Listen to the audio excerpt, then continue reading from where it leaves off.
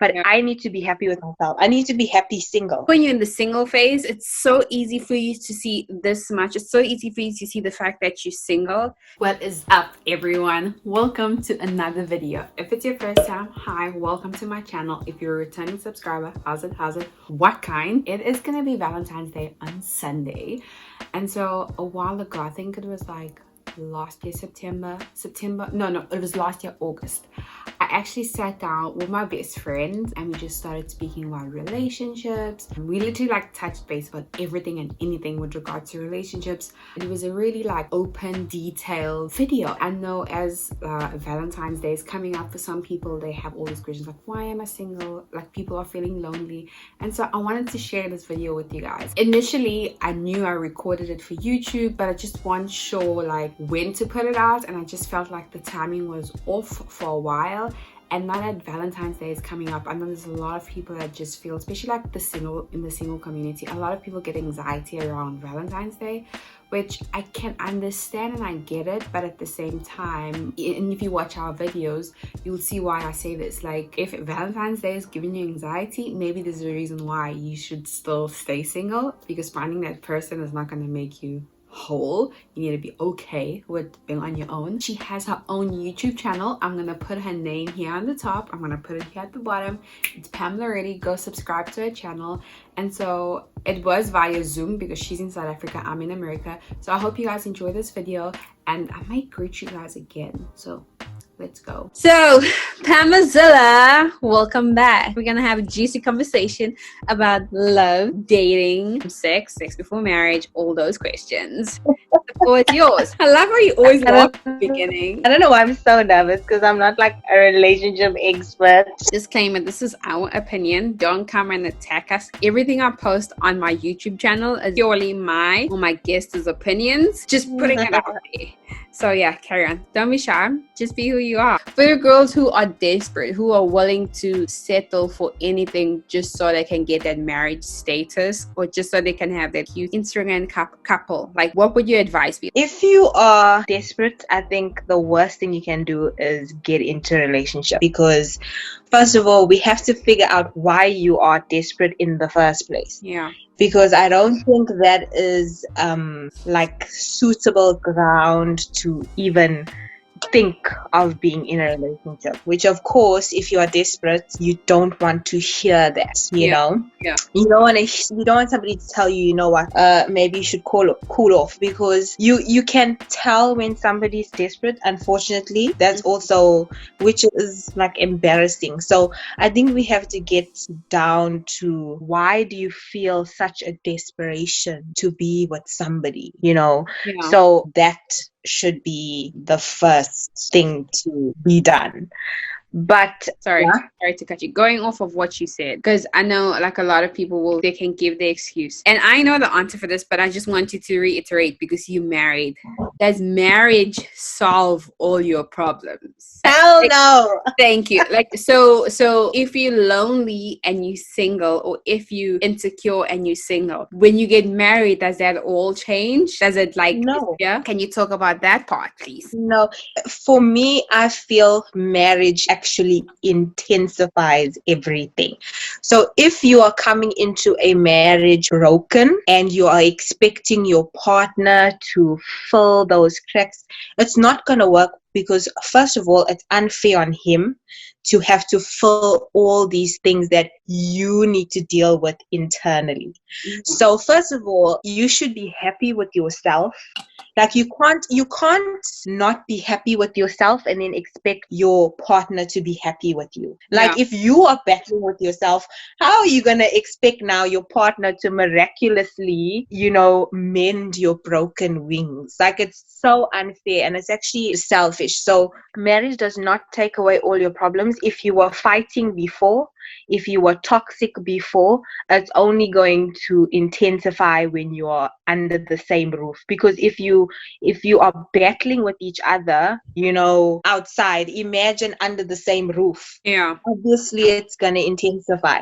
But I mean, some people may beg to differ. Some people may say that, oh, you know, marriage has helped us because we're under the same roof. But I think at the end of the day, if the two of you are willing to work and fight for each other together and maintain the relationship as best as possible, then, there will be a good outcome.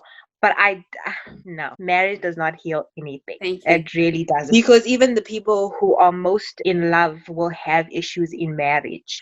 Marriage is not just this blanket to cover all the issues. You have to deal with the issues on your own. And then, if you have issues as a couple, you deal with that as a couple. But I need to be happy with myself. I need to be happy single. I can't allow even my husband to dictate my mental state of mind. That's we spoke about this the other day, and you said something, because like we were talking about my whole online dating and the traumas I've been through so far. But you said like, don't rush, because you have to deal with your own ish first, and then you have to deal with this other person's ish. Like, and I was like, that is so true, because I think people, especially when you're in the single phase, it's so easy for you to see this much. It's so easy for you to see the fact that you're single, that you miss the whole other aspect of it, that like when you're dating someone, it's never going to just be hugs and kisses 24/7.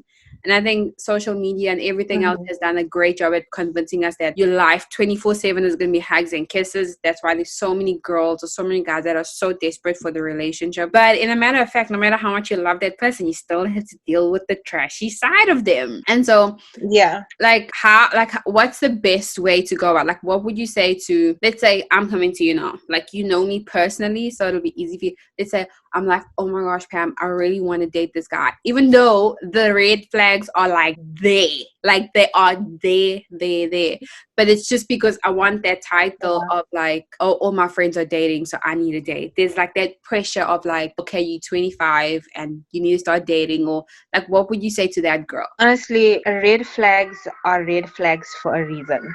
Red is a very bright color, and if you are preaching. If you are ignoring that color, it's going to come back to bite you.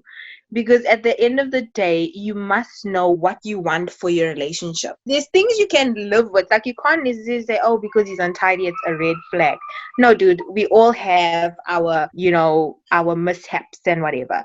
But if a guy, you can see this guy is flirtatious and is always, flirting with other girls and cheating all the time, that's a red flag you cannot live with, because it's going to be hell in marriage. Even with this thing of, oh, everybody around me is getting married. Blah, blah, blah. I was also at that point in my life where I had nobody, and every girls younger than me were getting married, girls older than me were getting married, friends are, having families. But so what? Because I would rather, if I haven't found somebody that I see, okay, I feel, oh, this one has got to be the one, and then I'm not gonna freaking rush into some random relationship, because it's just a bad idea.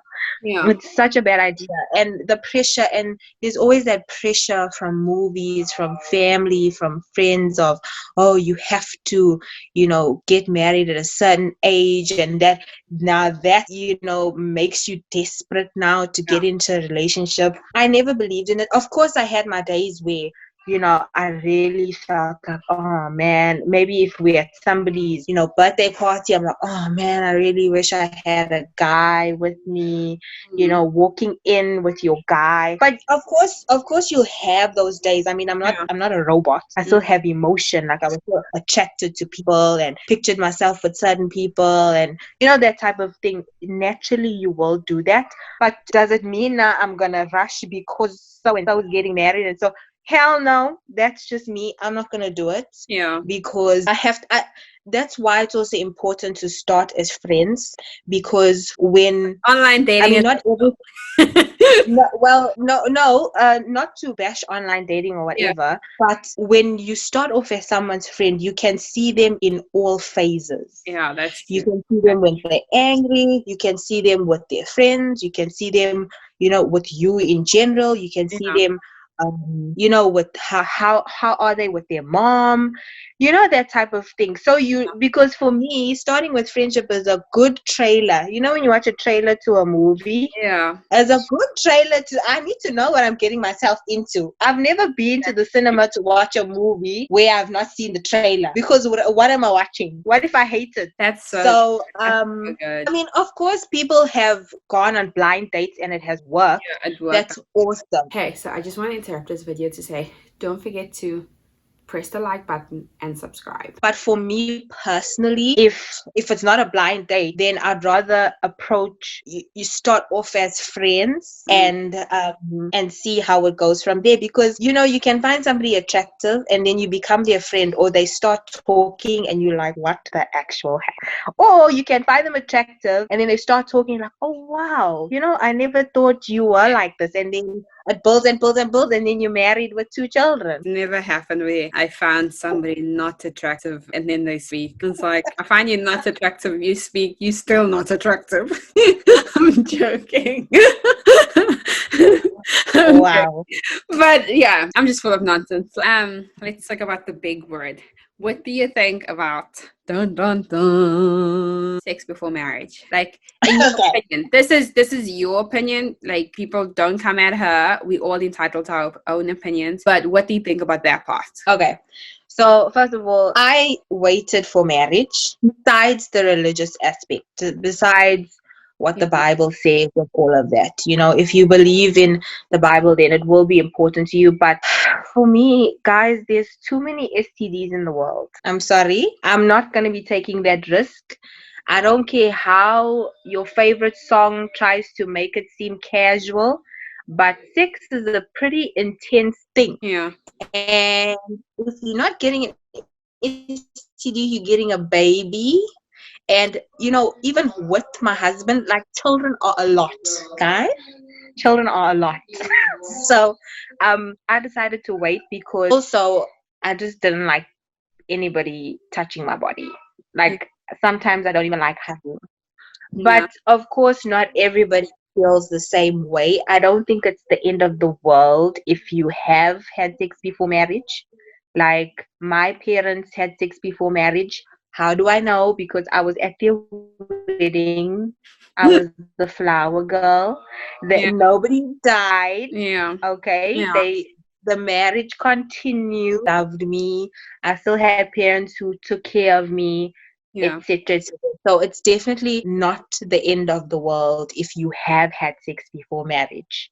However, for me, it was just always a personal choice. Because, to be honest, sex is amazing, but actually, I don't know why I'm nodding my head. Especially if everybody's sleeping with everybody, like, you don't know where people have been, and you don't know, like, and people carry certain energies, and it's just really intense, and the media tends to make it very casual, which is not, like, I never took it lightly, even though I hadn't had it before my husband, but I still thought, what, I think it's best I save it for my husband. And I don't regret it. That's good. I just feel like the culture right now is that by 30 you have to have at least be married, or you have to have your house, and you have to have all things together. But I'm like, who said? Like, that's my whole thing. Like, who said you have to, And I feel like everyone's race is different. I feel like no matter how many friends of yours are married around you, or no matter like what's happening, I think everyone should just run their race the way they want to run it. Because there's just too many things of where it's like you see people settling, and it's like, there's something better for them, there's someone better for them, but because of like the time frame, like, oh, the clock is ticking. But then you also see it's such a lie. It is such a lie. Yeah, it's such a lie, because it's like it also robs you of living your life, because you're so focused on the fact that you are single, and then you don't get to actually enjoy your single phase. And I strongly believe there's a reason why there's different phases. There's a reason why you're single in a relationship as boyfriend and girlfriend, then get married. But I think people miss that. People are like, they want to jump the single part. They want to miss the single part and just be married. They don't want to learn what they need to learn in the single part, and they don't want to learn what they need to learn in the relationship part. They just want to be married.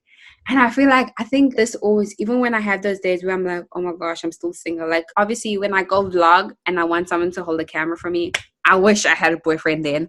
Or when I need to do stuff where I need somebody else to like come with me or do something for me, I wish I had a boyfriend then. But then I think about it and I'm like, once you have a boyfriend, it's like you dating. And this is how I think of it. Like, you dating with the intention to get married. And then when you're married, it's like the whole kids thing. And so for me, I kind of enjoy right now being single because I know once I start dating, I'm never going to be alone. Like right now, I can, like literally right now, I can be like, I'm out. I am going to fly to some country for 3 months. There's nobody that's going to be like, yo, my friend, like you need 2 tickets. Like you need 2 plane tickets.